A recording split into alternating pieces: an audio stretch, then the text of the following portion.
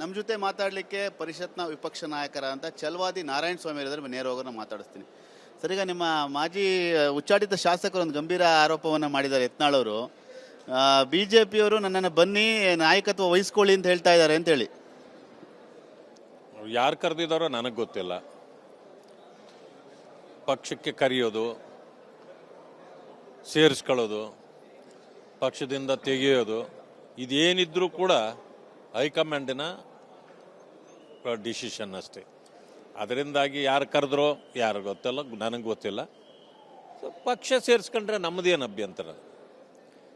ಅವ್ರನ್ನ ತೆಗೆದಾಗ ನಾವೇನು ಯಾಕೆ ತೆಗೆದ್ರಿ ಅಂತ ಕೇಳಿದ್ವಾ, ಅಥವಾ ಪಕ್ಷ ಸೇರಿಸ್ಕೊಳ್ಳೋವಾಗ ನಾವು ಯಾಕೆ ಸೇರಿಸ್ಕೊಳ್ತೀನಿ ಅಂತ ಕೇಳಿದ್ವಾ? ಎರಡೂ ಅಲ್ಲ, ಅದು ಪಕ್ಷದ ತೀರ್ಮಾನ.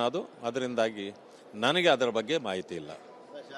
ಅಶೋಕ್ ಅವರಾಗ್ಬೋದು, ಬೊಮ್ಮಾಯಿ ಅವರಾಗ್ಬೋದು, ಅಶ್ವಥ್ ನಾರಾಯಣ ಅವರೆಲ್ಲರೂ ಕೂಡ ಬನ್ನಿ ನಾಯಕತ್ವ ನೀವು ವಹಿಸ್ಕೊಳ್ಳಿ, ಪಕ್ಷದ ನಾಯಕತ್ವ ವಹಿಸ್ಕೊಳ್ಳಿ, ವಿಜಯೇಂದ್ರ ಅವ್ರ ನಾಯಕತ್ವ ಬೇಡ ಅಂತ ಹೇಳ್ತಾ ಇದ್ದಾರೆ ಅಂತ ಹೇಳಿದ್ದಾರೆ.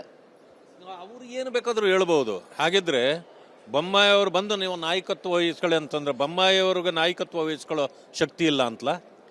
ಅಥವಾ ಅಶ್ವಥ್ ನಾರಾಯಣ ಅವರು ಕರೆದಿದ್ದಾರೆ ನನ್ನ, ಅಶ್ವಥ್ ನಾರಾಯಣವರು ಕರೆದ ಮೇಲೆ ಅಲ್ಲಿಗೆ ಅಶ್ವಥ್ ನಾರಾಯಣರು ನಾಯಕತ್ವ ತಗೋಬನ್ನಿ ಅಂತ ನಂಗಿದ್ರೆ ಅಶ್ವಥ್ ನಾರಾಯಣವ್ರ ನಾಯಕರಲ್ವಾ, ಅಶೋಕ್ ಅವ್ರ ನಾಯಕರಲ್ವಾ?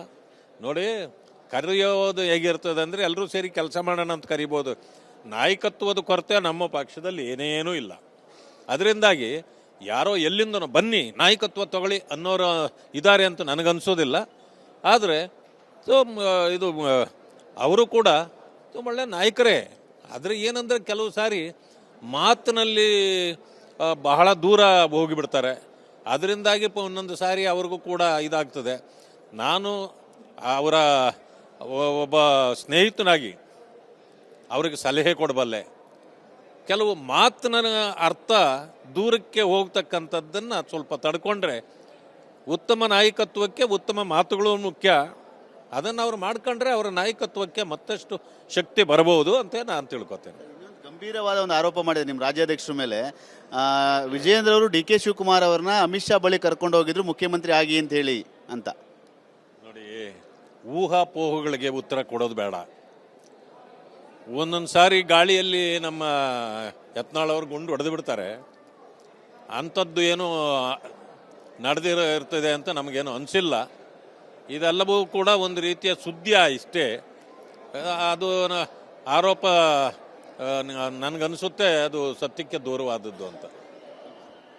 ಇದಿಷ್ಟು ಪರಿಷತ್ನ ವಿಪಕ್ಷ ನಾಯಕರಂತ ಛಲವಾದಿ ನಾರಾಯಣ ಸ್ವಾಮಿ ಅವರ ಮಾತು. ಕ್ಯಾಮ್ರಾಮನ್ ಅಶೋಕ್ ಜೊತೆ ಸುನಿಲ್, TV9 ಬೆಳಗಾವಿ.